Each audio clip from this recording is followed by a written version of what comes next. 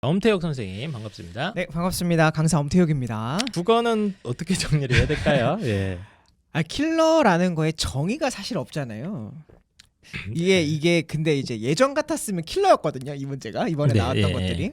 왜냐면 오답률이 70% 넘는 게 그냥 뭐 있어요. 킬러가 어려운 문제가 킬러라고 그래요, 그냥. 그죠? 예. 그럼 킬러가 있었던 너무 거예요. 어렵다, 너무 어려운 문제들. 예. 그럼 킬러가 있었던 거예요.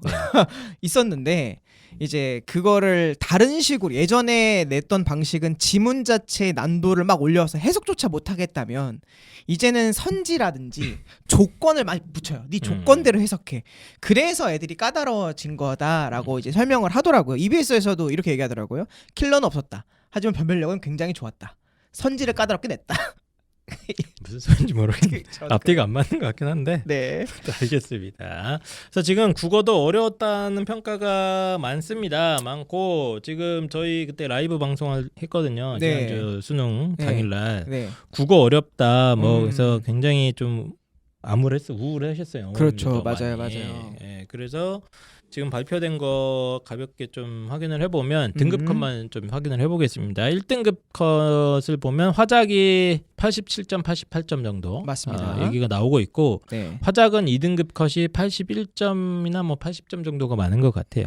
예, 3등급은 73, 74, 71 뭐 다양한데 네네. 엄매는 1등급 컷이 뭐 83, 84, 85로 해서 왔다 갔다 하고 있고요. 그렇죠. 예, 2등급 컷이 쭉 떨어지는 게 좀 있어요. 지금 75, 뭐 78 이렇게 예측도 맞아요. 됩니다. 네. 2등급 컷이 확 좀 떨어지는 느낌이죠. 보통 70점대까지 잘 안 내려간 것 같았는데 어쨌든 거의 3등급 컷은 60점대도 있습니다. 맞아요. 엄매 3등급 컷은 66, 69점 68 정도. 뭐 이렇게도 나옵니다. 지금. 그래서 이 등급이 근데 우리가 봐야 될 건 이제 화작과 엄매의 그 난도를 잘 조절했느냐 표준 점수라든지. 네. 근데 전 이번 시험은 그건 괜찮았던 것 같아요. 그건 오히려 네. 괜찮다. 편차가 크지 않아요. 처음 막 나왔을 때는 막 편차가 뭐 5점 이상 난다고 막 그래서 난리가 났었는데 지금 이제 보니까 한 2, 3점 그렇죠. 한 문제 정도. 예. 그래서 이 정도면 무난했던 시험이다라고 얘기를 할 수 있겠습니다. 그런 면에서는 좋은 시험이죠. 자, 그러면 뭐부터 얘기를 해볼까요? 화작, 엄매 뭐 천천히 먼저 시작할까요? 네, 가볍게. 일단은 전반적인 총평을 한번 이야기를 한번 먼저 해볼게요. 총평해 주시죠. 이번 수능에서 뭐 난도를 다 떠나서 가장 우리 수험생들에게 필요로 한 거, 그리고 앞으로 이제 지금 연도보다는 내년에 이제 수능을 보는 친구들 더 중요하잖아요. 지금 네. 시점에서는 그 친구들이 가져야 되는 저 첫 번째 덕목이 뭐냐면 몰입감이에요. 몰입감. 문제를 풀 때 완전 지문의 풀 상태로 완전 몰입하길 원하는 시험이다 라는 것을 전제로 깔고 시작해야 됩니다.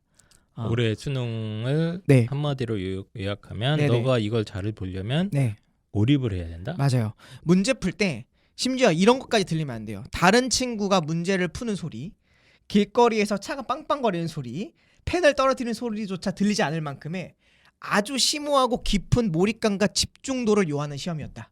만약에 이번 수능에서 그걸 하지 못했다면 들려 안 들려? 안 들려요? 전 문제를 풀고 아니 있어요. 들리는데 어떻게 그거 안 들린다고 합니까? 그조차 인식하지 못할 만큼 깊이 문제에 푹 파고들어서 지문과 내가 하나가 선지와 돼야 돼. 그렇죠. 거기에 완전 몰입하고 있던 애들이 잘 봤을 시험이고 평소에 산만하거나 아니면 집중력이 흐트러뜨리거나 긴장을 많이 해서 막 글자가 눈에 안 들어오는 친구들 있잖아요. 네. 그런 친구들한테는 이번 시험이 굉장히 어려웠을 거예요. 왜 그런 얘기를 하시지? 아 그래요? 예, 예. 뭐지? 예전에는 지문이랑 문제, 지문을 읽으면 바로 풀릴 수 있는 문제들이 많았어요. 우리는 보통 이런 문제를 사실 일치 불일치형 문제라고 이야기를 하거든요. 네. 눈만 있으면 맞출 수 있어요. 네네. 근데 이제는 시험이 어떻게 바뀌었냐면은 너 이 사람이 글 쓴 의도를 파악해. 네. 너 내가 이 보기를 줬는데 보기 분명히 의도가 있거든. 너 이 보기 의도 찾아내. 야 내가 조건을 3개를 줬어. 너 그 조건 3개 다 이용해서 풀어야 된다. 너 네가 알고 있는 거 조건 2개를 풀면 안 되고 내가 준 대로만 풀어야 돼. 이런 숨겨진 의도들이 진짜 많이 들어가 있거든요. 그렇다 보니까 이것을 내가 캐치해내지 못하면 네. 평소에 국어를 잘하고 능력이 좋았던 친구들도 하나 놓치면 틀려버리게 되는 시험이었던 거예요. 이번 시험이. 그래서 아주 깊은 몰입이 필요했다. 그러니까 단순하게 일치 불일치 문제는 거의 안 나오고. 네네네. 그러면 좀 생각도 많이 하고 조건도 많이 따져봐야 되고 되게 좀 까다로운 게 확실히 있었나 보네. 맞아요. 그리고 더욱이 이 몰입감이 그냥 기본 베이스가 된 상태에서 이제 뭐가 돼야 되냐면 굉장히 시험 자체를 역동적으로 움직였어야 돼요. 약간 이게 되게 종합적인 능력을 평가하더라고. 에이, 거의 뭐 프로 게이머야 뭐야 이거? 정말 맞아요. 순간 상황 판단 능력들이 엄청 필요해요. 판단력이라고 얘기할 수 있겠는데 순발력, 판단력, 유연성 이런 것들이 동체 시력 이런 건 안 필요합니까? 필요합니다. 클릭 빠르기, 손가락 빠르기 이런 것도 필요합니까? 기억과 니은이 어디 있는지 빨리 찾아. 그러니까 그게 무슨 뜻이냐면 아이들에게 종합적인 문제풀이 역량을 물어보는 시험이다라는 걸 되게 많이 느꼈고, 그리고 예전에 유명한 사회탐구 강사분이 이랬어요. 나는 국어 문제 한 번에 집중해서 다 읽고 한 번에 문제 다 풀었다. 그것도 할 수 있다. 독해력이 좋으면 다 풀 수 있다라고 하는데 절대 못합니다. 아, 이제는 그렇게 예. 안 됩니까? 예. 한 번에 읽고 한 번에 푸는 건 말도 안 되고요. 이렇게 풀었어야 돼요. 왼쪽에서 지문을 읽어가는 도중에 1문단을 읽었어요. 원래 문단이 4개까지 4문단이 있다 치면 1문단 읽었으면 1문단까지 읽었던 걸로 풀어야 될 문제를 미리 풀었어야 돼요. 2문단 읽고 2문단에 해당하는 문제를 미리 풀었어야 돼요. 이렇게 지문과 문제를 자유롭게 넘나들면서 푸는 그 유연성이 있었던 애들이 이번 시험을 잘 봤고, 그거 안 하고 고지식하게 일단 내용부터 파악해 하면서 접근했던 애들은 글은 다 읽었는데 문제 풀 때 무슨 소리인지 몰라서 다시 또 읽게 되는, 어디 있는지 난 본 적이 없는 거야. 그런 것들이 굉장히 많아서 종합 역량을 많이 평가했다. 그래서 그것이 기본이 되려면 이제 몰입이 완전한 상태에서부터 시작이 돼야 된다. 이게 제 총평입니다. 문제 풀 때 이런 거예요. 그러니까 아예 공부 태도와 습관부터 바뀌었어야 되는데, 공부할 때 그 뇌는 비워두고 문제 푸는 애들 되게 많죠. 그냥 이제 해야 돼서 하는 애들. 그러니까 예를 들면 이제 다리를 이렇게 떨면서 그렇지. 이제 스마트폰 이렇게 놓고 맞아. 유튜브 보면서 톡 이렇게 오는 거 보면서 이렇게 그렇지. 그런 거? 예, 이런 식으로 풀던 애들은 다 망하는 시험. 그러니까 5분을 문제 풀더라도 5분 동안에는 아예 다른 생각이 전혀 안 날 만큼의 깊은 몰입감과 집중력을 갖고 공부했던 애들만이 시험을 유지하고 성적을 나오게 했던 그 근거가 된다. 제가 풀어보진 않았습니다만, 네네. 그러니까 하여튼 뭔가 정보 찾을 게 졸라게 많구만. 맞아요. 정보량이 쏟아져. 그런 거 같다 보니까. 근데 그 정보가 너무 평이하고 일상적 언어로 돼 있는데 문제 풀 때 되게 주요했던 거야. 그냥 가볍게 지나갔는데 알고 보니까 필요했던 거야. 그러니까 두뇌를 풀가둥해서 정보를 다 찾고 수집해서 한 문제 하나씩 정성껏 이렇게 풀었어야 된다. 맞아요. 그런 그거예요. 거구나. 그거예요. 네. 그러면서도 내가 못 풀 만한 것들, 어려운 문제는 뒤로 빼놓고 버렸다가 다시 풀기도 하고, 이렇게 시험 자체를 굉장히 액티브하게 역동적으로 컨트롤링할 수 있는 역량과 힘이 있어야 된다. 보니까 이 수능 국어 출제진들이 네. 자존심을 걸고 네. 낸 느낌이 좀 나네. 정말 열심히 만들었어요. 네. 이게 우리 보여줄게. 우리가 어디까지 갈 수 있나. 맞습니다. 네. 수능 문제 킬러는 없지만 맞아요. 어디까지 갈 수 있나 보여줄게. 이거예요? 그렇죠. 지문 길이도 줄었어요. 그래요? 그리고 지문에 사고에 사용했던 언어들도 되게 평이해졌어요. 새로운 전문 용어나 난생 처음 보는 문과만이 풀 수 있는, 이과만이 풀 수 있는 개념도 없어졌어요. 그거 원래 다 지적받았잖아요. 그렇죠. 다 없앴어요. 예. 그래도 나는 문제 이렇게 낼 수 있어. 이게 보여진 시험이지. 최첨단 21세기형 최첨단 수능이구나. 예, 뼈를 알겠습니다. 갈았다고 봅니다. 네. 자, 그러면 이제 예. 이제 하나씩 좀 살펴보죠. 네, 맞습니다. 자, 일단은 이제 궁금해하실 것 중에 하나가 이제 EBS 연계가 얼마나 정도 되는가. 궁금하시겠죠? 네. 연계율은 말씀드렸다시피 그 트렌드 그대로. 첫 번째, 독서 체감 연계가 굉장히 올라갔고요. 육모 구모 때 계속 얘기했잖아요. 독서 체감 연계가 심해졌다. 네. 실제로 세 작품 모두가 다 EBS에서 있던 것들을 갖고 왔어요. 근데 그 갖고 온 녀석이 지문도 짧아요. 그러니까 쉬울 것 같은데? 아이들은 독서를 좀 쉽게 생각했죠. 네? 그런데 한 문제씩 꼭 함정이 있었던 거야. 그 녀석이 변별력 문제였던 거죠. 네. 그 구조였고, 그래서 EBS 독서는 거의 100% 연계됐다고 보시면 좋을 것 같고요. 문학은 총 7개의 작품이 있는데 그중에 3개의 작품이 연계가 됐습니다. 네. 그러니까 절반이 조금 안 되니까 2개 합쳐서 50% 정도 되는데 사실 연계 체감은 문학에서 잘 되진 않는다. 근데 제가 혹시 얘기했던 기억나요? 육모나 구모 끝나고 저희 방송에서 문학 작품의 해석이 점점 추상적이고 관념적일 거다. 되게 모호해질 거다. 해석이 무슨 말인지 모를 거다. 그런 것들이 출제될 거다 그랬는데 이번에 정확하게 출제가 됐고 그 지문이 가장 어려웠던 문항에 속했습니다. 그래서 이제 한 파트씩 살펴보도록 하죠. 뭐가 제일 궁금하세요? 저요? 네. 그냥 화작 음매부터 빨리빨리 하나 순서대로 하시죠 그냥. 좋아요. 일단 화작 같은 경우는 특별하게 지적될 게 없어요. 워낙 기존에도 잘 내고 있었고, 화작은 문제를 다양하게 낼 수 있는 요소가 많아서 난도가 조금 올라간 건 분명히 있습니다. 그 화법과 장문 선택자 오답률 1위가 그 화작 문제예요. 네. 화작이 오답률 1위로 올라왔던 적이 거의 없거든요. 근데 화작 45분 문제가 오답률 1위로 72.7%였습니다. 잠깐만. 네. 그러니까 전체 문제 중에 네. 독서, 문학 다 네. 합쳐서 다 합쳐서. 화작이 제일 어려운 게 하나가 싹 들어가 있었다. 어. 맨 마지막에. 네, 그게 45분 문제. 그림도 나오고 네. 도표도 나오고 막 그렇게 복잡한 형태의 복잡했구나. 거리고 지문도 굉장히 기니까 기본적으로 아이들은 아마 버렸을 거라고 생각을 해요. 근데 문제풀이 순서가 맨 마지막 45번이잖아. 네. 그러니까 그것 때문에 더 불었죠. 그래서 그래서 배점은 3점짜리인데 더군다나 이게 되게 치사한 문제가 1번이 정답이야. 선지가 굉장히 길고 보기도 긴데 1번이 정답인 경우는 사실 많이 없거든요. 치사하게. 네, 그래서 그런 면에서 이제 화작에서 어려운 문제가 한 문제 있었는데 그 문제를 제외하면 치사하게 찍지도 못하게 그렇게 해놨구만. 찍지도 못해. 에이. 감히 이걸 1번을 못 찍거든. 그런 것들은. 그래서 그런 화작에서는 그 한 문제 정도가 크게 이슈가 있었고 네. 나머지 정도는 평이했다. 네. 약간 조금 어려운 수준이었다. 기존에 나오는 거랑 거의 비슷한 상태고. 맞습니다. 네. 이제 문법이 어렵다고 난리던데. 이게 막 어떤 사람들은 이러더라고요. 지금까지 나왔던 모든 문법 문제 중에 가장 어려웠다. 라고 얘기를 하는데 전 절대 그렇게 생각하지 않고요. 가장 기본적이고 가장 근본적인 걸 냈는데 자, 한희쌤 우리 국문법 할 때 네. 가장 근본이 되고 기본이 되는 게 뭐라고 생각하십니까? 의문? 의문 가지고 우리가 뭘 하죠? 우리가 세종대왕님이 뭔 만드셨죠? 가나다라. 그렇지. 이거 아니에요? 훈민정음 한글 네네. 창제했잖아요. 네. 그 한글 창제의 제자 원리를 설명한 음. 모든 문법 교과서의 1파트 1장에 있는 그걸 냈어요. 그래서 이거를 근데 애들이 제가 늘 방송에서 얘기했지만 학생들은 고3이 되면은 기초 기본 개념 문제를 안 풀고 네. 응용 문제랑 심화 문제를 많이 푼다. 네. 그래서 오히려 기본과 개념을 봐야 된다라고 얘기를 했고 그 녀석이 그대로 출제가 됐습니다. 그럼 적중한 거네. 엄태욱 선생님이. 그건 그죠. 늘 항상 계속 얘기했잖아. 네, 계속 얘기했던 나도 거예요. 기억이 남는데. 네, 계속. 그죠. 네. 그래서 가장 기본 오브 기본 문제를 시작할 때 박아놨는데 그 제가 그림 형태를 보여드릴게요. 이렇게 네. 얘기하면 이것 때문에 놀라운 거야. 네. 그냥 생긴 게 어렵게 생겼어요. 이거 봐봐. 되게 길다. 길죠. 이게 뭐야 이게? 근데 이게 별 내용이 아니거든. 이렇게 어려워 이거. 근데 이제 고어로 되어 있고 우리가 평소에 사용하지 않는 막 도표나 그림이 나오니까 그러니까. 당황하지만 사실 이 그림 그대로 교과서에 있는 거거든요. 네. 그러니까 읽으면 의외로 어렵진 않아요. 그냥 풀 수 있어요. 네, 어렵지 않아요. 근데 보통 시작하자마자 국어 1교시에 언매부터 푼 애들이 많거든요. 잠깐만 이게 35네? 35번이면 맨 첫 번째 문제네요? 그렇죠. 선택 과목 첫 번째 문제 1번 문제죠. 와. 그러니까 이게 나오니까 헉한 거야 기본적으로. 이거 거의 무슨 독서 지문 같은데? 맞아요. 지문도? 예. 그렇다 보니까 거기서 한번 쫄아가지고 이게 무슨 말인지 모르겠어 하는 순간 멘탈이 날아가는 순간 끝난 건데. 그러니까 이게 아이들이 수능 시험장 가서 언매부터 풀려고 딱 본 거잖아. 그거.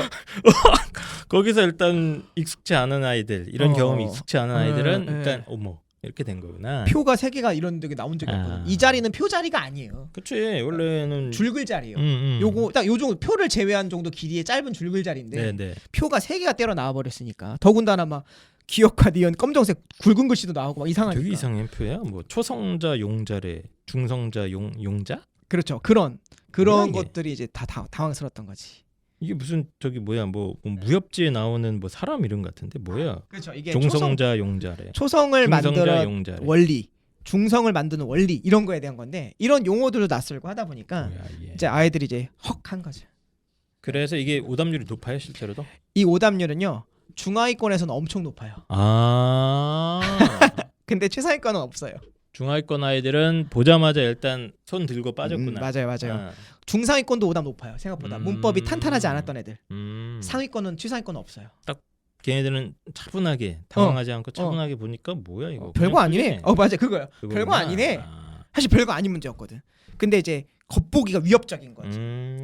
약간 어떤 문신 많고 허당이네 허당. 그치. 근데 되게 착한 사람도 많잖아. 생각보다. 펜타키. 펜타키. 비슷한 것 같아요. 네, 죄송합니다. 35번, 6번은 펜타킬이었다. 네. 그런 게 문제가 있었고 네. 사실 제일 어려웠던 문제는 39번 문제. 오답률이 높아요 이것도? 14위예요. 높은 편도 근데 아니에요. 어쨌든 어려운 문제다. 네. 이 안에선 어려웠다. 이 안에선. 근데 이것도 가장 근본적인 원리를 물어보는 시험이었다. 이번 문법의 기본적인 트렌드가 네. 제가 늘 말씀드리지만 기초 개념을 물어본다. 거의 고1 때 배우는 거예요 다? 맞아요. 고1 네. 그때 앞부분에서? 네네네. 고1, 고2 때 무조건 다 배웠던 내용이고 근데 그 하나 더 있어요. 그냥 기초를 달달달 암기하는 사람은 못 풀어요. 음흠. 그 기초를 가지고 내가 내 머리로 생각해서 적용할 수 있는 애들만 풀 수 있는 거야. 그래서 어렵다고 하는 거야. 그러니까 내신 공부한다고 달달달 외웠던 애들은 못 풀어요. 이거를 내 머릿속에서 이게 이렇게 되는 거니까 넌 이거야. 넌 그래서 이렇게 되는 거야. 이렇게 논리적 사고의 흐름을 따라갈 수 있는 애들이 있단 말이에요. 네. 그런 친구들은 쉽게 맞춘 거. 되게 쉬운 문제예요. 이거 그렇게 되면. 좀 어쨌든 어렵다는 거야, 쉽다는 거야, 뭐야 이게. 그러니까 기초와 개념이 탄탄했던 애들한테는 쉬운 문제. 네. 그 이하 애들한테는 세상 제일 어려운 문제. 자, 어쨌든 어려운 문제라는 뜻인 것 같습니다. 네. 그렇게 정리하세요. 네.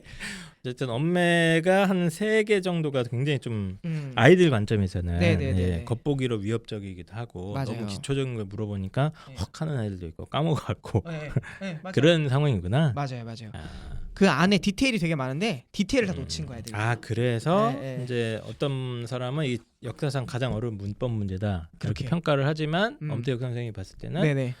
아니야. 전혀. 전혀 그 정도는 아니야. 네네네. 이 뜻일 거구나. 네, 그렇게 말씀을 드릴 수 있을 것 같고 알겠습니다. 매체 같은 경우는 특이함이 없었어요. 그 매체 조만간 없어질 거예요, 이런 거. 네, 낼 게 없어요, 사실은. 문제 자체가 특별하게 뭐 SNS나 블로그나 네네. 이런 거에 관련된 문제를 정보 전달 방식을 물어보는 문제가 많았는데 네. 그건 기존에 나왔던 그대로 나왔기 때문에 알겠습니다. 특별한 이슈가 네, 없습니다. 어쨌든 문법이 좀 트렌드는 확실하다. 맞아요. 네, 네. 그렇게 정리하면 될 것 같고 뭐 문학, 독서 어디부터 갈까요? 자, 일단은 우리 그 한번 맞춰보세요. 네. 역대 수능을 보면 음. 오답률 베스트 10개를 뽑으면 네네네. 그 중에 보통 9개나 10개 혹은 8개가 오답률 베스트 10에 뭐 독서가 들어왔잖아요. 네네. 항상 독서가 제일 어려웠잖아요. 네. 이번에 독서가 몇 문제, 문학이 몇 문제였을까요? 이것도 퀴즈. 뭐가 바뀌었으니까 이럴 텐데. 그렇지. 문학이 훨씬 많나 보네. 그래도 또 방송 진행을 위해서 제가 독서 7, 문학 3. 그죠? 어. 저도 그 정도라고 생각했거든요. 네. 대부분의 그래 아무리 지금까지 수능이 문학을 중심으로 냈어도 독서가 어려운 건 대세 오브 대세거든요. 근데 이번에는요 5대 5예요. 오. 독서가 5문제가 오답률 베스트에 들어왔고요. 네. 문학이 오답률 베스트에 5문제가 들어왔는데 되게 재밌는 게 독서 문학 순서로 1, 2, 1, 2, 1, 2, 1, 2가 계속 바뀌어요. 굉장히 경합으로 문학을 많이 어렵게 낸 거죠. 이런 시험이 한 번도 없었어요. 그래요? 단 한 번도 없었을 거예요. 그러니까 기존의 아이들이 문학은 약간 좀 쉽게 보잖아요. 맞아요. 그래서 제가 구모 때도 그랬단 말이에요. 음. 아이들 분명히 문학 25분 컷하고 네. 남은 시간 독서의 시간 때울 겁니다. 근데 제가 그러면 안 될 거라고 망한다고 이번에 문학이 어렵게 내고 선지 변별력도 되게 높아져서 문학에서 시간을 많이 써야 될 수도 있어요. 그러니까 문학을 먼저 푸는 건 좋은데 시간을 너무 타이트하게 잡지 말아라. 25분 컷하겠다는 생각을 버려라. 문학이 어려우면 35분 40분도 써야 된다. 근데 그게 이번에 시험이었어요. 네. 그래서 아이들이 되게 문학을 졸로 봤던 친구들은 네네네. 당황했을 거야. 그러니까 이 방송을 보고 문학에 좀 신경을 많이 써야 되겠다. 네네네. 문학 대비를 착실하게 해야 되겠던 친구들은 그래도 조금 유리했던 거고 그런 거 없이 그냥 기존의 트렌드대로 그냥 살았던 네. 애들은 2배, 3배 어려웠던 시험이었던 거지. 예. 엄태욱 선생님 제자들은 그럼 다 잘 본 거예요? 뭐야? 뭐 다 잘 보진 않았겠지만 네. 잘 본 애들이 생각보다 많아 이번에. 항의성 문자 없으니까? 아직까지는 없는데 너 때문에 망했다. 이제 방송 마면 얄미우니까 생길 수도 있어. 너 때문에 내가 네 가르쳐준 거 하나도 안 나왔다. 아니요. 이런 거 없어요? 진짜 많이 나왔어요. 많이 나왔어요? 저 감사 아니, 많이 했어요. 막 그때 뭐 적중 많이 했다고 막 엄청 막 혼자서 좋아하더라고. 맞아요. 네. 네. 학생들이 네. 문자를 보내주잖아요. 네. 막 그러면은 이제 되게 고마웠던 얘기들을 막 하면 그 안에 적중 내용들이 있어요. 근데 다 배웠던 내용들이고 그래서 뭐 93점 받고 졸업했어요. 뭐 94점 받고 졸업했어요. 이런 애들이 많이 오죠. 이제 그만 잘난 척 하시고요. 네. 네. 그럼 문학부터 가시죠. 문학 어떻게 나왔습니까? 일단은 문학 품 좀 보자. 네. 네. 작품이요. 보면 알아요? 아니 하도 어렵다고 하니까 맞아요. 뭐 얘기해 주세요. 네. 제가 찾아보고 있을게요. 네, 문학 18번부터요. 네. 문학은 아까도 말씀드렸지만 사실 고등학교 1학년, 2학년 때 우리 아이들이 배우는 거의 모든 문학 작품은요. 주제가 되게 명확합니다. 임금님에 대한 충, 그렇지. 부모에 대한 효, 네. 애인에 대한 사랑, 이별, 자연 친화 네. 이렇게 아주 명확한 주제를 갖고 3년 동안 공부를 했고 내신도 그걸 준비했기 때문에 네. 주제가 모호하거나 주제가 철학적이거나 관념적이거나 그러한 작품들이 굉장히 취약점을 갖고 있었어요. 음. 그래서 제가 용모 구모 때도 추상적인 작품 계속 나오니까 그걸 공부해라라고 했는데 이번에 어김없이 그런 작품들이 나오기 집중적으로 시작합니다. 나왔어. 네, 아. 한 문단만 읽어볼래요? 한 문단만 읽어보시고 네네. 해석해 보세요. 예, 뭐를 그- 뭘 읽어? 다 작품인데 제가 보여드릴게요. 나는 하리 쌤은 할 수 있다고 봐. 개인적으로 그 이즘에 관련된 잊어버리는 거, 네. forgetting 이즘에 관련된 건데 자 여기 시야? 수필이에요. 수필이에요? 유한준의 이즘을 논함이라는 작품인데요. 이즘. 네, 잊어버리는 거. 이즘. 여기 한 문단만 딱 읽어봐요. 나는 나는 낭독을 해야 돼요? 낭독해 보세요. 우리 청취자분들도 같이 한번 들어보시고 이게 해석이 되는지 한번 보세요. 네. 이즘을 논함. 나는 글도 다시 못 한번. 읽어요? 나는 이용에게 이렇게 말했다. 너는 있는 것이 병이라고 생각하느냐? 있는 것은 병이 아니다. 너는 잊지 않기를 바라느냐? 잊지 않는 것은 병이 아닌 것은 아니다. 그렇다면 잊지 않는 것이 병이 되고 있는 것이 도리어 병이 아니라는 말은 무슨 근거로 할까? 잊어도 좋을 것을 야이씨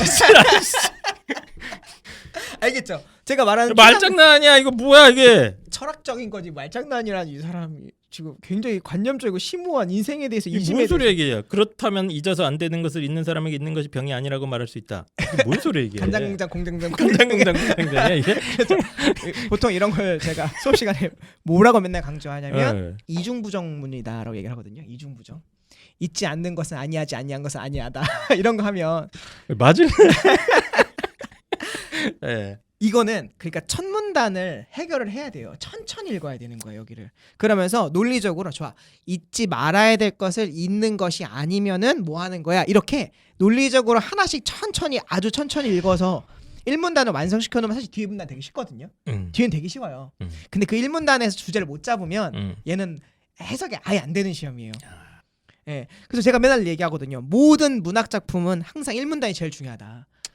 1문단을 너네는 1문단 대충 빨리 읽잖아. 왜냐면 처음 보는 거기 때문에 읽다 보면 점점 잠깐만 이건 이거 킬러 문항 그때 이런 거 안 낸다고 한 거 아니야 이런 거? 이거는 낼 수 있었던 이건 거예요. 괜찮아? 네, 이건 괜찮아요. 그러니까 이렇게 트렌드가 바뀌었다고 그날 설명했던 거예요. 추상적으로 갈 거야. 이거는 이거 고발해야 될 것 같은데 고소 고발. 해석이 안 된다. 그죠? 이건 너무 어려운 것 같은데. 네. 그래서 1문단에 깊은 노력과 에너지를 쓰면 차분하게 뒤에 문단이 그냥 쉬었던 건데 폰 보시면 어떤 말인지 알겠죠, 그렇죠? 아니요 모르겠어요. 네. 시도 한번 읽어볼래? 다 읽고 싶어. 자, 그게 네. 첫 번째 트렌드였다. 그래서 앞으로도 이렇게 나올 거다. 그러니까 주제 의식이 나도 생각해 보니까 뭐 고등학교 때 배우는 시 다 뻔하잖아요. 뻔하죠. 뭐 뻔하죠. 이별에 대해서 음. 뭐 하는 거 뭐 고전들은 다 저기 그 임금님 찬양하고. 뭐 하는 건데 예. 이제 곡이 아니라 주제 의식 자체가 예. 약간 추상적이고 철학적인 것들이 나와버리니. 그렇죠. 평소에 이런 심오한 생각을 하지 않는 친구들은 접근하기 되게 어렵다. 애가 무슨 이별을 생각합니까? 이즘 이런 거를. 모태솔로인데. 그렇죠. 네, 알겠습니다. 자. 어쨌든 그런 트렌드가 이제 확실하고. 자, 두 번째, 우리 학부모님들 아이들 독서 얘기를 많이 하시는데 독서하게 되면 보통 아이들이 내용과 스토리를 읽는 게 독서잖아요. 네. 근데 제가 늘 얘기했던 것처럼 이제 내용과 스토리보다는 그 형식적인 측면, 서술자의 위치나 시점이나 공간이나 배경이나 그런 것들을 많이 물어본다. 이제는 그렇게 얘기를 했는데 네. 그 트렌드가 이번에도 확실히 나와서 단순히 내용을 물어보는 문제는 거의 없고요. 네. 소설 안에서 너 저 A라는 등장인물이 이렇게 얘기했어. 너 걔가 그렇게 말한 의도가 뭐야라고 생각하는 심층 분석 문제를 물어봤어요. 보통 이런 거 뭐라고 하면 저희 담화 분석이라고 하거든요. 네. 예를 들면 제가 한쌤한테 이렇게 얘기한 거예요. 밥 먹었어? 라고 물어봤어요. 네. 그러면 나는 예전에 이렇게 해석했겠지. 우리 대화를 보는 사람이 내가 밥 먹었어? 그러면 형이 그러겠죠. 아니 안 먹었어. 얘기하겠죠. 네. 그걸 보면서 이제 다른 청취자분들은 지금 밥을 먹으라고 제안하는 상황이구나 라고 이해했던 건 네. 네, 이제는 어떻게 되냐면 태욱이가 제가 한이쌤한테 밥을 먹었냐고 물어보는 의도가 뭐냐라는 것을 파악하라는 시험이 나온 거야. 한 스텝 더 가야 되는 거야. 저 등장인물이 저 등장인물한테 저 말을 했는데 예전에는 저 말을 했다 이걸 찾았던 거야. 근데 저 말을 한 의도가 뭐냐까지 물어보는 거야. 아이들이 뭐야 왜 이 사람이 저런 말을 했을까까지 고려해야 되니까 사고를 옛날에는 깊어야지. 눈으로 이렇게 찾아서 요거 틀린 그림 찾듯이 네. 요거랑 얘가 이런 말을 했음 그것만 찾으면 돼. 맞아. 근데 이번에는 그거 한 번 더 생각해서 이런 말을 왜 했을까에 대한 생각까지 하면서 뭘 맞아요. 골라야 되는구나. 맞아요. 그래서 이번에는 고전 소설보다 현대 소설이 더 어려웠고. 그러니까 아까 얘기한 대로 집중력을 풀로 가동해서 그렇지. 그거 다 머리를 써야 된다 이 뜻이구나. 예. 그냥 단순히 스토리만 파악하는 1차적 그리기로는 택도 없고 2차, 3차 심화적인 독서가 되는 친구들, 그런 거 훈련했던 친구들이 살아남았다라는 거죠. 결국에는. 그게 두 번째고요. 네. 마지막 세 번째는 늘 말씀드렸던 것처럼 보기 하나. 수능 시험은요. 마침표 하나, 점 하나까지 의도가 되지 않은 게 없어요. 네. 다시 말하면 모든 게 다 의도가 있어요. 네. 그러니까 시를 내 멋대로 해석하면 안 되고요. 보기에서 주어진 대로 충실히 해석해.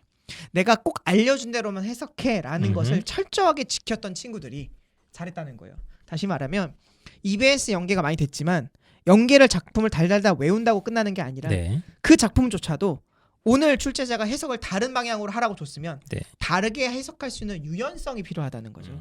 그 기조가 이번에도 역시 출제가 됐던 것 같아요. 계속 네. 보기에 해석의 관점이나 이제 이런 걸 주는데 그거에 네네. 따라서 네, 선지를 골라내야 되는 거구나. 그렇죠. 계속. 네 멋대로 풀면 안 돼. 그러니까 문학에서 학부모님들이 제일 걱정하는 게 우리 아이를 가르치다 보면 해석이 자기랑 다르다 이런 토로를 많이 하시거든요. 네. 다른 게 당연하고 네. 내가 해석을 바꿔야 돼라는 이런 열려 있는 마음이 있는 친구들이 시험이 좀 더 이번에 쉬웠다는 거죠. 예. 알겠습니다. 예. 문학은 어쨌든 그래서 문학이 거의 그 물자기 어려운 지문이 뭐야 그럼? 지금 그거야 아까 내가 네, 읽은 거? 그게 제일 까다로웠던 지문이죠, 사실은. 여기서 애들 다 작살난 거야? 이거 시도 있고 수필도 있고 섞여 있네 이거. 네, 복합 지문이라고 하고요. 시도 이상한데? 맞아요. 시도 좀 이상하죠. 시도 약간 흰 벽에 막 이러면서. 어머 이상하네. 예. 네. 그거랑 하나 더요. 그 현대에서 제가 항상 얘기해요. 네.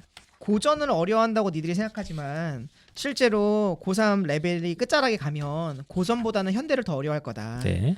근데 그 현대라는 것도 말투가 네. 우리는 현대 서울말 표준어만 사용하잖아요. 근데 사투리라든지 방언이라든지 아니면은 뭐 옛날 고어들이 들어가면 해석이 안 된단 말이에요. 네. 고기가 이것도 천문단이거든요. 이번에 네. 우리 박태원의 골목 안이라는 작품이 나왔는데 네. 박태원 선생님 원래 천변풍경이라는 작품이 되게 유명한 작품이 있어요. 네. 그래서 그 1문단 한번 무슨 말인지 한번 읽어봐요.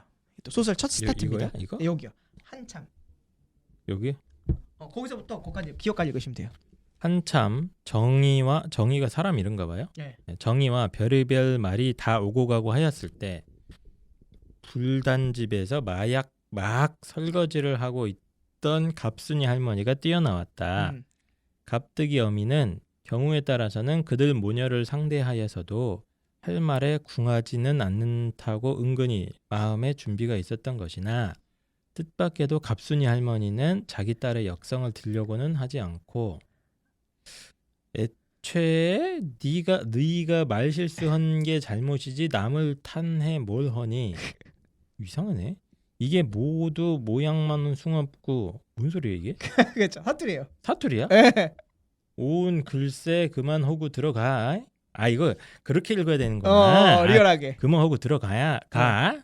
너희가 잘못해서 네 잘못이여. 그죠. 이게 이게 사투리가 나와. 사투리죠. 이게 애들이 해석이 안 되는 거야. 이게 뭔 소리야? 자, 짧은 글 안에 인물이 되게 많이 등장한 거 방금 보셨죠? 무슨 할머니 등장하고 어미도 나오고. 그런데 말투도 이상하잖아. 그러니까 여기서부터 이제 멘탈이 날아간 거지.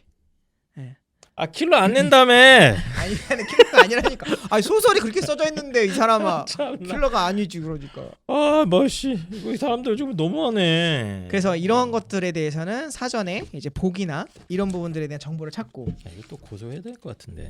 뭘 또 고소를 합니까? 그리고 1문단부터 네. 아주 천천히 정확하게 가려고 오히려 차분했던 친구에 대해서 좋았고 그냥 일단은 읽어봐라는 마음가짐 접근하면은 망했다. 이게 이번 문학의 특징입니다. 그러니까 대충 읽을 수 있는 글이 아니네. 아 맞아요. 대충 읽을 수가 없어. 그래서 몰입하라. 근데 아까 얘기했던 말이 정확해. 어. 뭐 어려운 전문 용어나 어. 과학적인 뭐 기술적인 용어가 하나도 없어. 없어. 하나도 없고 그냥 네. 평범한 일상 언어인데 이해가 하나도 안 돼 그냥. 그렇지. 그런 거야. 맞아요. 진짜 치사하다. 그래서 야, 이런 식으로 한 나온다 이거지. 그렇죠. 그래. 그래서 아이들이 좀 쉽지 않을 거예요 앞으로. 그게 문학이었습니다. 네, 그러니까 딱 보면 알겠죠. 애들이 왜 어려워하는지. 그냥 포기해 그냥. 야 이제 문학도 버려야 되네 애들. 다 버려. 그럼 버릴 게 줄 게 없어 그러면. 애들 그나마 희망이 문학 아니야. 항상 그랬죠. 문학에서 좀 맞춰보자 우리. 예, 맞아요. 어머 이거 미치겠네. 근데 이제 그게 어려워졌으니 이제 우리 마지막 희망 독서로 한번 독서. 가볼까요? 네, 독서는 항상 우리의 절망인데요. 지금까지는 절망이었는데 이제는 희망편으로 바뀔 수도 있어요. 사실 이제- 독서는 일단 제가 기억하는 게 그때 네. 뭐 법지문 나올 것 같다 얘기했잖아. 나왔습니다. 뭐 나왔어요? 어디 네. 나왔어요? 역사 지문과 제가 법 지문 퓨전돼서 그런 것들이 같이 나올 거다라고 했는데 이번에 그 투표와 관련된 경마식 보도와 관련된 법 지문이 하나 나왔어요. 선거법. 언론 아니야? 언론 플러스 법 지문이었어요. 아 법이었구나. 네네네. 언론에다가. 지금 또 언론 자유가 중요하니까. 그죠. 네. 그죠. 헌법재판소 얘기 네. 나오고 법에 관련된 이야기가 진짜 법 나왔네. 나왔죠. 또 맞췄네 그럼. 그쵸. 그게 나는 은퇴해야겠다. 하나 더 제가 역사 지문 나올 거라고 그랬잖아요. 아 네네. 그게 이제 한비자. 이건 철학 중국, 아니야? 철학이랑 역사 중국 시대 하면서 아. 이제 역사적으로 시대가 바뀌면서 그 노자에 대해서 어떻게 생각하고 있는가. 그 애들이 네. 어쨌든 이거 지문 다 어려웠다 뭐 이런 얘기가 있었더라고요. 그 지문이 요 지문이에요. 어. 그러니까 철학이랑 그 역사가 퓨전돼서 나왔으니까 음. 더 어려워지는 거죠. 음. 그리고 인물이 되게 많이 등장해요. 네. 근데 인물이 등장할 때마다 서로 공통점과 차이점을 찾아야 된다라고 제가 구모평 때 그렇게 말씀을 많이 드렸는데 네네. 그 문제가 계속 다 나왔어요. 네. 그래서 아니 근데 제가 지금 이거 한비자 텍스트 지문 쭉 읽어봤거든요. 네네. 이거 좀 어려운데요. 그렇죠. 이걸 관심 제가 없는 친구들. 철학과니까 약간 쉽게 독해가 읽히는 되는 거지. 거예요. 맞아, 이게 맞아. 철학과가 아니면 자 네. 한비자는 노자에 제시된 영구 불변하는 도의 항상성에 대해 도가 천지와 더불어 영원히 존재한다는 것을 의미한 것이지 도가 모습과 이치를 일정하게 유지하는 것은 아니라고 이해했다. 그리고 도는 형체가 없을 뿐 아니라 일정하게 고정되어 있지 않기 때문에 때와 상황에 따라서 유연하게 변화하는 것이라고 파악했다. 도가 가변성을 가지고 있어. 이게 뭐야 이게? 애들 이거 뭐 개소리 하는 거야. 그런데 네. 이렇게 말 못하는 이유가 요런 형태의 이유 도가 이제 변하냐 불변하느냐 네. 기가 이와 기이론 얘기 많이 네. 하잖아요. 이가 뭐고 기가 뭐에 대한 논의는 이미 수많은 교재랑 교과서나 나와. 수능 특강이 많이 했어요. 수능 특강이 이미 나오니까. 그래서- 이 정도는 그래도 안 넘어가자. 그렇죠. 그래서 이 정도는 납득할 수 있는 범위 안에 들어가 있는 거야. 연계 또 교재이기도 킬러는 아니다. 이 정도면. 이것도 킬러라고 보진 않아요. 네. 근데 이제 복합이 됐으니까 애들이 많이 틀릴 뿐이지 그냥. 그러니까 예를 들면 본인 네. 그 누구야 맹자랑 공자 구별할 수 있어요? 그 사상 딱 한두 줄 줘놓으면 맹자 사상인지 공자 사상인지 딱 구별 가능하십니까? 맹자는 항상 좀 짧았던 것 같아. 그치? 사자성어로 나왔던 것 어, 같은데. 뭐. 그쵸? 네. 그게 사단 뭐 그거 아니야? 그쵸? 그런 게 이랑 이황 네. 구별 가능해요? 이황 5,000원, 2,000원 아닙니까? 그치, 그치. 예. 거꾸로죠. 네. 이가 5천 원. 이가 5,000원. 이 사람. 큰일 날 뻔했네. 후손들 죄송합니다. 그래서 그렇게 우리가 대충 추상적으로 이왕이란 사람이 있어 이란 사람이 있어 사단 칠정론을 해 이와 기를 중요시 여겨 이런 거 네. 다 알잖아요 유학으로서. 근데 요 말은 요 사람이 했고 요 말은 요 사람이 했다라는 걸 아주 섬세하게 디테일하게 모르잖아. 네. 이제 그런 걸 물어본 거예요. 그래서 얼핏 보면 제가 아까 말했잖아요. 완전 집중하지 않고 보면 다 그 말이 그 말이야. 한마디로 뭔지 이번 이 12번부터 17번을 정리하면 아이들 입장에선 그 말이 그 말인데 뭐가 지금 다르다는 거야. 철학 지문인데 네. 여러 철학자들의 입장을 이제 비교를 하면서 나름 해설을 설명을 하는 거잖아요. 맞아요, 지금. 맞아요. 근데 이게 이제 아이들이 봤을 때는 네. 그 말인 것처럼 느껴진다. 그렇죠. 왜냐면 철학에서는 아다르고 어다르잖아요. 예를 들면 이성이라는 단어와 오성이라는 단어 한 글자 차이지만 완전 다른 단어잖아요. 그런 것들이 나오니까 저는 이걸 뭐라고 그동안 가르쳤냐면 조건에 따른 해석 적용이라고 얘기하거든요. 네. 그러니까 한 사람이 다 조건이 다 다른 거야. 한비자는 이런 조건, 누구는 이런 조건 이렇게 따로 알아야 되는데 애들이 그 정리를 안 하면 애초부터 접근 자체가 안 되는 거지. 국어는 내 생각에 만점이 안 나올 수가 없네요. 올해. 이번에 안 올해는 나올 것 불가능하네. 같아요. 네, 안 나올 것 같습니다. 거의 뭐 이거는 네. 쉽지 않다. 네, 쉽지 않습니다. 독서도 지금 보니까 쉽지 선지가 않아요. 길어요. 네, 고난도 선지도 길고 독서 뭐 특징적인 부분이 또 뭐 있습니까? 그게 이제 첫 번째였고요. 네. 이게 두 지금 예. 두 번째 특징은요. 이것도 또 한 줄만 보면 알게 되는데 자 아주 지문 독해할 때 지문 독해를 대충 가볍게 하지 말고 정확한 문장 해석을 해라. 그리고 그 문장 안에 논리적 관계를 염두해서 네. 지문에 나온 거랑 선지랑 1대1로 매칭을 시켜봐. 너 이거 다른 거 알겠니? 이걸 물어보는 시험이에요. 아까 말씀드린 대로 두뇌 풀가등에서 정보를 계속 찾아서 네. 매칭을 계속 시키라는 것 같은데. 맞아요. 그래서 설명 드리기 예. 쉽게 알려드릴게요. 한이쌤 왼쪽에 여기 읽어야 돼. 형광펜 있잖아요. 읽으면 알아. 몰라. 이 문장이랑 여기 네. 형광펜 문장이랑 오른쪽 선제에 있는 요 문장이랑 네. 다르다는 걸 찾아야 돼요. 쉽게 얘기하면.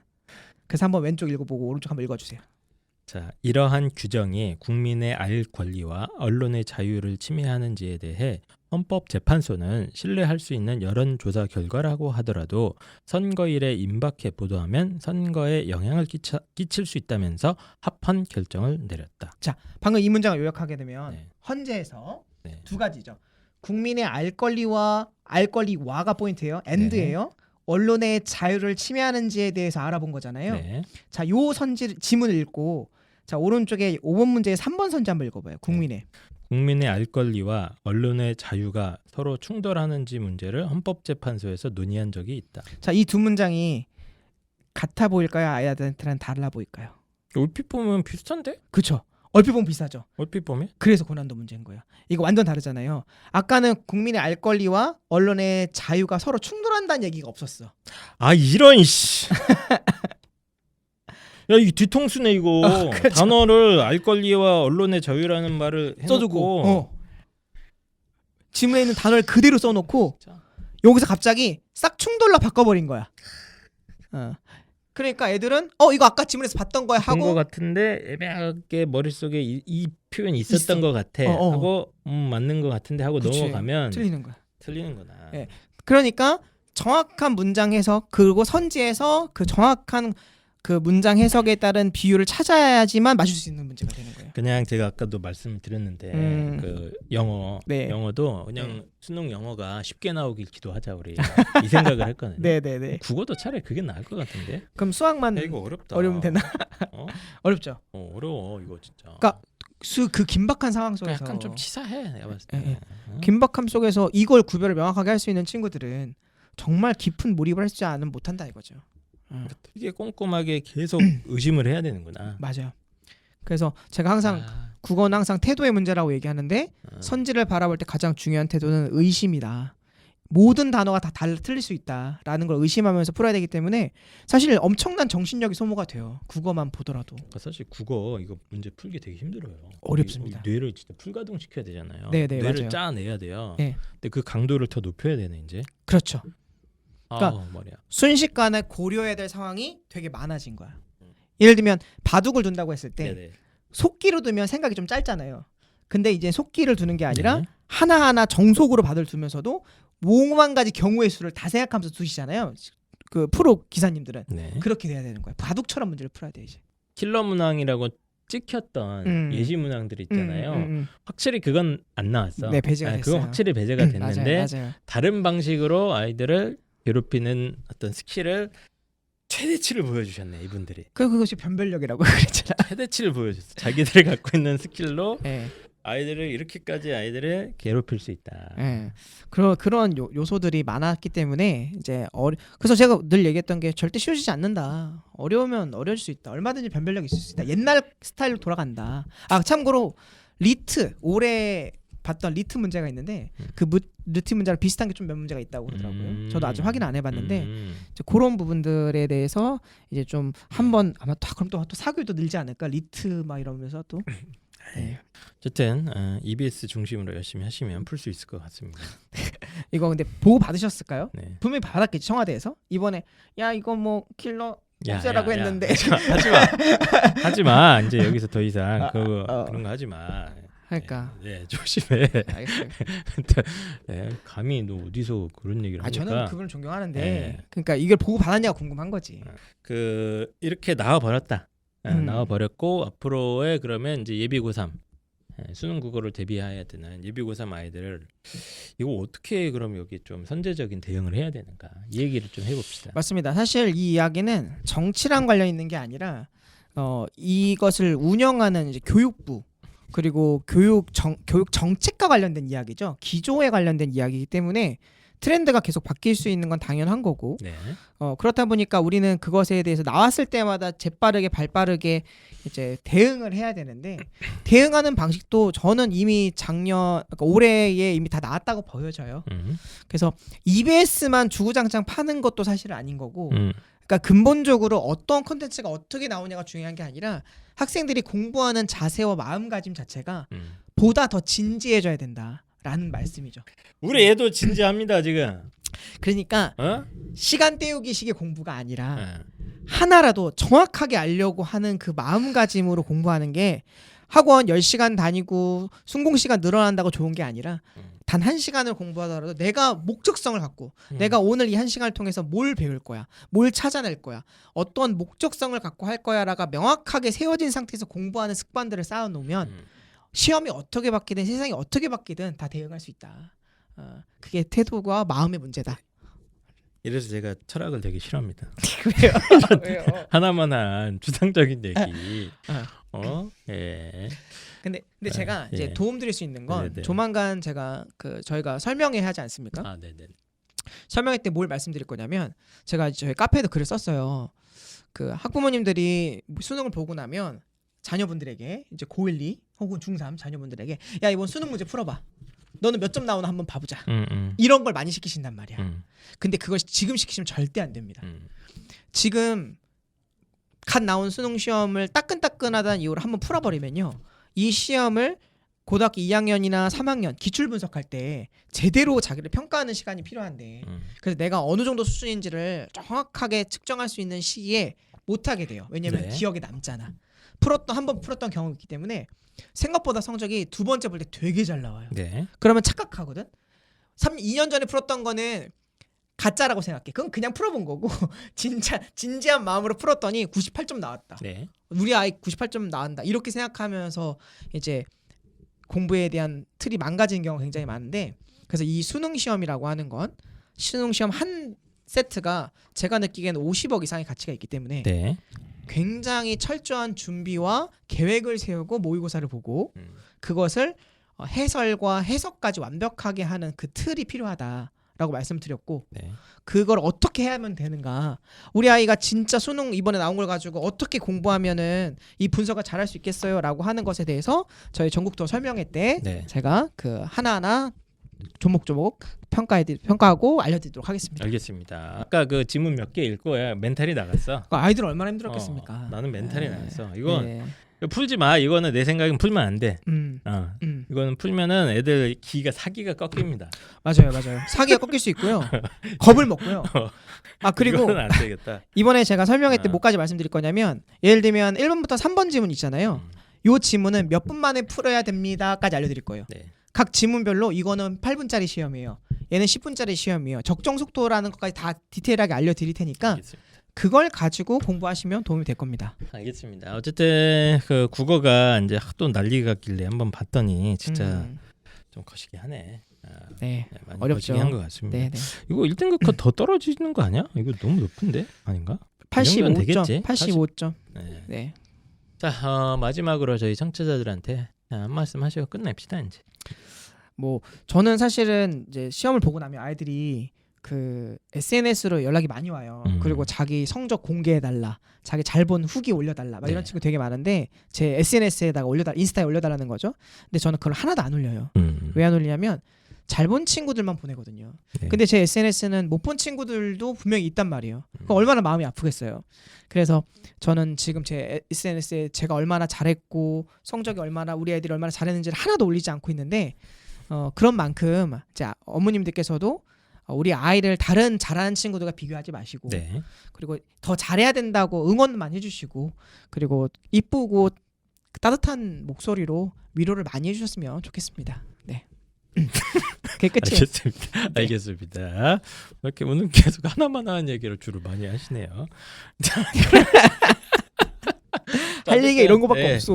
2024 수능이 끝났죠. 네. 끝났고 지금 고3들은 뭐 웃고 있는 아이들도 있겠지만 또 슬픈 아이들도 분명히 있을 겁니다. 네, 그래서 수시가 아직 남은 아이들이 많이 있을 거기 때문에 어쨌든 남은 기간 동안 정신 차려서 최선을 다해서 해보시기 바라고, 지금 어쨌든 올해 수능 트렌드가 많이 어렵다는 거를 좀 구체적으로 어머님들도 좀 아셔야 될 것 같아요. 네, 맞습니다. 그래서 지금 정시 대비를 하는 데 있어서 좀 더 좀 아까 얘기하신 대로 뭐 좀 독한 마음가짐과 정신 자세가 더 필요하지 않겠는가, 맞아요. 이런 생각도 들 것 같고, 이게 제가 지금 보니까 딱히 N수생이라고 막 크게 유리할 것 같지도 않아. 지금 국어 스타일로 봐서는. 국어 자체만 놓고 보면은 과거의 유불리보다는 조금 떨어졌을 것 같아요. 나 N수생도 네. 어차피 이거는 죽음이야 이렇게 나오면. 그쵸. 네, 그래서 현역들도 뭐라고 할까? 정신 차리고 뭐라고? 집중하라고 했나? 몰입. 진지하게. 그렇죠. 진지한 마음으로. 진지하게 몰입하는 네. 그런 자세를 꼭 만들어 보시기 바랍니다. 다음 주에 더 좋은 방송으로 돌아오도록 하겠습니다. 네. 안녕. 안녕.